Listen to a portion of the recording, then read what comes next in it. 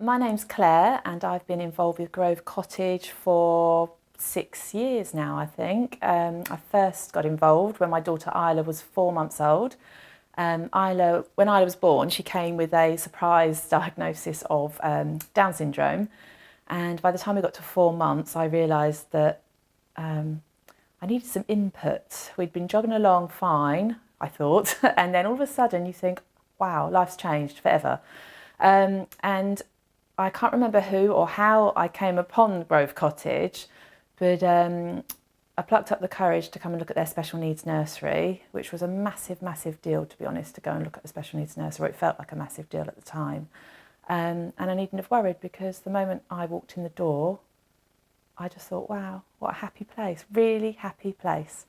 My mum came with me for moral support and yeah, we didn't look back. So Isla started coming straight away. She was only 4 months old, but it was a wonderful place. And also it wasn't just like dropping her off for babysitting. It was, they worked with you. They worked on all her developmental plans. So you knew that she was having fun and pushing herself as well.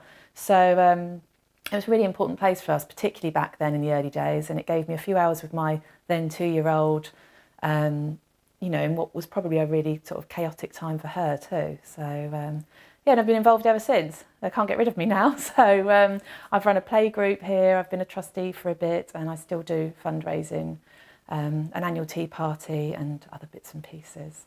The difference having Grove Cottage in our lives has made, I think, it's given us the opportunity to meet other people in similar situations. I mean, no two situations are ever the same, but once you're in a special needs world, there are lots of similarities and sleep deprivation and empathy and all of that.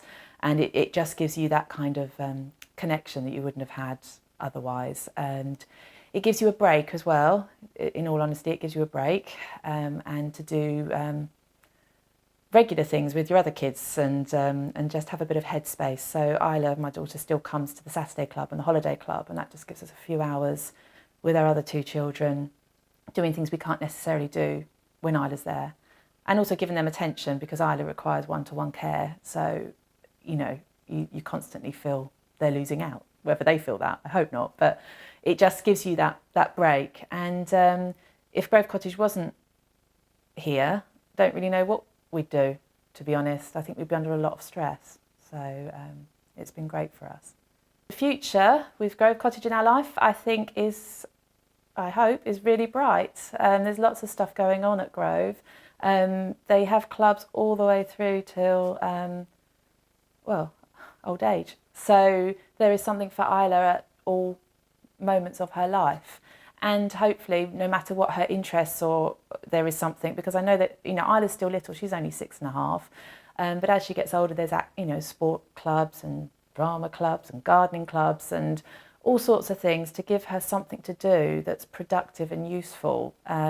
Because once she drops off the whole school thing as well, which terrifies me, what's she going to do? You know, where's she going to go? And having Grove Cottage here gives us the confidence that she's got something positive for her whole life.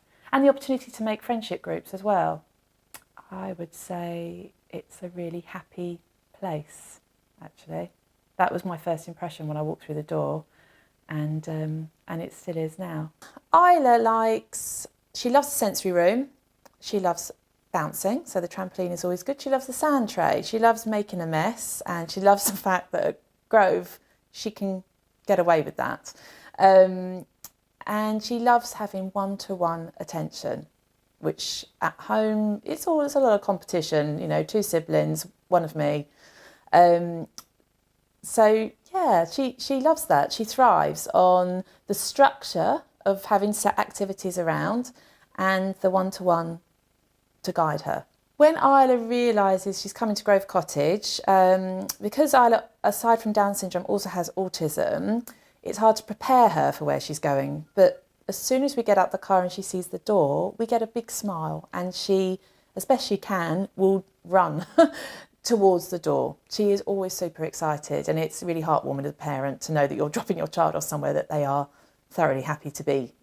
And also she's, you know, in spite of her autism, she's formed a few friendships at Grove as well. the one-to-one sort of report back that there's a couple of children that she seems to have a little affinity with, and it's really nice and gives you hope that these friendships can be fostered over time and as she grows.